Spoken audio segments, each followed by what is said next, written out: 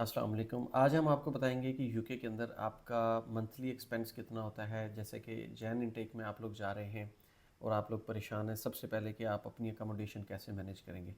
मैं जो आपको रिकमेंड करूँगा, एडवांस में कभी भी अपनी अकोमोडेशन मत जो है ना बुक करिएगा। इवन जब आप वहाँ जाएंगे, आप यूके में पहुँचेंगे, आपको बहुत सारे आपकी ही नेशनैलिटी के लोग मिलेंगे, आपके इलाके के लोग मिलेंगे। वो कहेंगे जी आए, हम आपको अकोमोडेशन दिखाते हैं, जगह दिखाएंगे। उसके बाद आपको कहेंगे जी आप कुछ एडवांस दे दें। जब आप उनको एडवांस देंगे, अगले दिन उनका नंबर बंद, और उस जगह पे जाएंगे तो वहाँ कोई और रह रहा होगा। वो कहेगा भाई साहब आप कौन है और हम कौन है।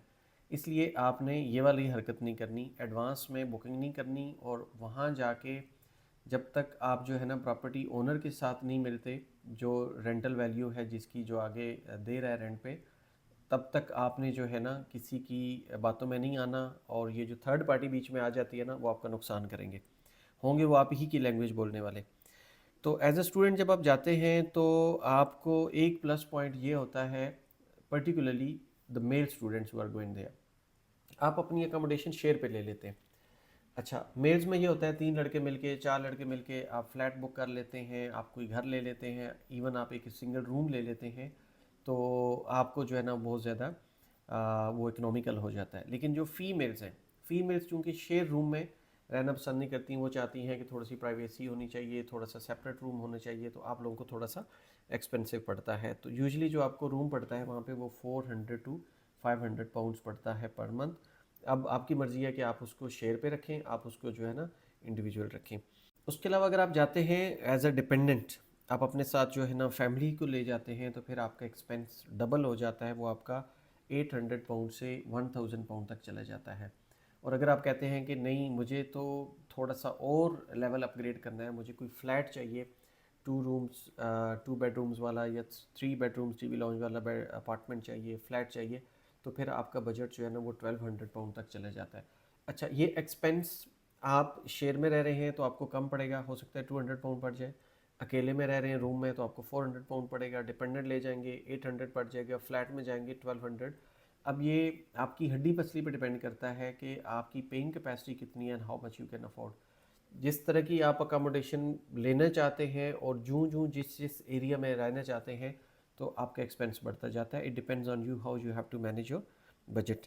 इसके बाद एक और बड़ी इंपॉर्टेंट चीज़ है कि आपकी जो अकोमोडेशन है, आपकी जो यूनिवर्सिटी है और आपकी जो वर्क प्लेस है, क्योंकि आपको वहाँ पे 20 आवर्स जो है ना पर वीक अलाउ होते हैं ऑफिशियली काम करने के लिए। मैं वो नहीं बता रहा कि जिस तरीके से लोग काम करते हैं ऑफिशियली, जो आप काम करते हैं, तो फिर आपकी यूनिवर्सिटी लोकेशन, आपकी जो है ना आपकी अकोमोडेशन और आपका वर्क प्लेस, ये करीब होगा तो आपको एक्सपेंस कम पड़ेगा। और अगर ये दूर होगा, आपको यूनिवर्सिटी में ज़्यादा ट्रैवल करना है, आपको अपनी अकोमोडेशन में ज़्यादा ट्रैवल करना है, तो आते जाते आपका एक्सपेंस काफ़ी बढ़ जाता है। आप अपने एक्सपेंस को इस तरीके से मैनेज कर सकते हैं। फॉर एग्जांपल, आप हर्टफोर्ड शायर में स्टूडेंट हैं और आप सेंट्रल में जाके ले लेते हैं अपनी अकोमोडेशन, तो फिर आपको वो करीब पड़ती है, आपको दूर नहीं पड़ती। तो आप जो है कुछ जगह ऐसी मिलती हैं कि वॉकिंग डिस्टेंस पे भी आप चले जाते हैं। कुछ ऐसी जगह मिलती हैं कि आप जो है ना लाइक इतना दूर नहीं होता, 1 किलोमीटर 2 किलोमीटर आप ट्रैवल कर लेते हैं, तो आपको बड़ा इकोनॉमिकल पड़ता है। अगर हम बात करें फूड की, तो फूड के लिए जो है आपको जो पे करना पड़ता है, वो आपको पड़ जाता है तकरीबन तकरीबन 7 पाउंड 8 पाउंड एक बंदे का एक टाइम का एक्सपेंस पड़ जाता है अगर आप सिंगल हैं। और अगर आप तीनों टाइम बाहर खाना खाते हैं तो आपके अराउंड 20 पाउंड्स बन जाएंगे। अगेन इट डिपेंड्स कि आपकी चॉइस क्या है और आप कैसा खाना चाहते हैं। मिल के 2 बंदे खा लेते हैं, थोड़ा सा आपको चीप पड़ जाता है। And if you are good at cooking, I would recommend you to learn how to cook at home. वहाँ जाएं, आप फ्लैट लें, आप रूम लें, आप जो है ना कोई अपार्टमेंट लें, कहीं भी रहें, शेयर्ड अकोमोडेशन में या अकेले में रहते हैं, अपना खाना खुद बनाएं। ऑर्गेनिक भी होगा, चीप भी होगा, इकोनॉमिकल भी होगा, और आपको भी पता होगा कि क्या बना हुआ है और आप क्या खा रहे हैं। तो learning cooking, that is really important.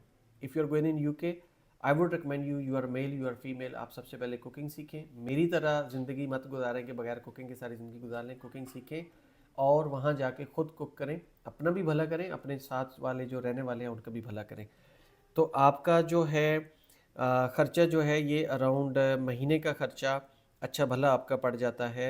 और ये कोई 200 के करीब आपको एक्सपेंस पड़ जाएगा फूड का, अगर आप जो है वहाँ पे बाहर से खाना खाते हैं तो घर पे बना लेते हैं तो आपको सस्ता पड़ जाता है और अच्छा भी रहता है।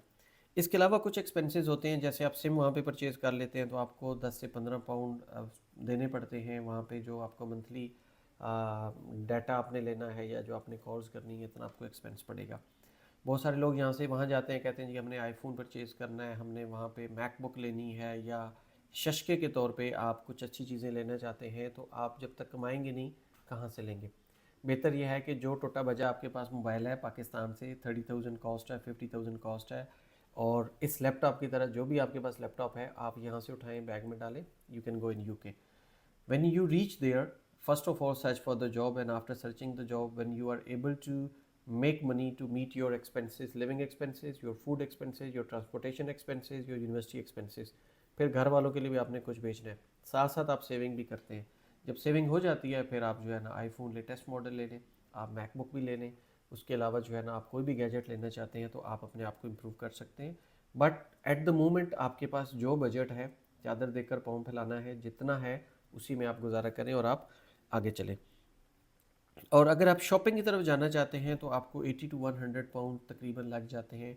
आप शॉपिंग करते हैं तो मैं रिकमेंड करूँगा कि आप जो है, अगर पिंडी इस्लामाबाद में राजा बाज़ार चले जाएँ, G9 चले जाएँ, ठीक है। आप यहाँ से रावलपिंडी में बड़े अच्छी अच्छी जगह हैं जहाँ से आप जो है ना परचेज़ कर सकते हैं। इसी तरह आप अपने हर शहर में से कराची में है तो आप सदर चले जाते हैं, वहाँ से जो है आप परचेज़ कर सकते हैं।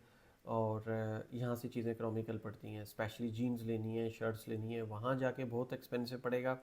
अपने फ्रेंड से पूछ लीजिएगा, फिर नहीं कहिएगा कि वहाँ जाके आपको जो है ना थ्रिफ्ट स्टोर पे जाना पड़ता है। और that is one of the best place अगर आप यूके में शॉपिंग करना चाहते हैं। Thrift store is quite famous there. किसी से भी कांटेक्ट कर लीजिएगा, वहाँ जाइए, वहाँ पे चीज़ें बड़ी इकोनॉमिकल प्राइस से आपको मिल जाती हैं।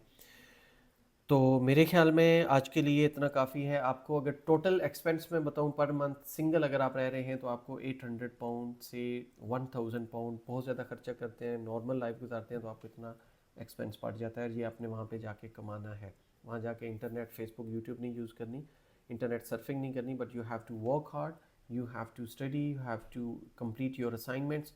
और एक और, हाँ, असाइनमेंट से याद आया, assignments में if you need assistant, don't hire the boy who is working in the UK. You can have the assistants, the one who is living in your country and in your city. मेरा point आप समझ गए होंगे यकीनन। अपना बहुत ख्याल रखिएगा। Thank you so much. Take care. अल्लाह हाफिज़।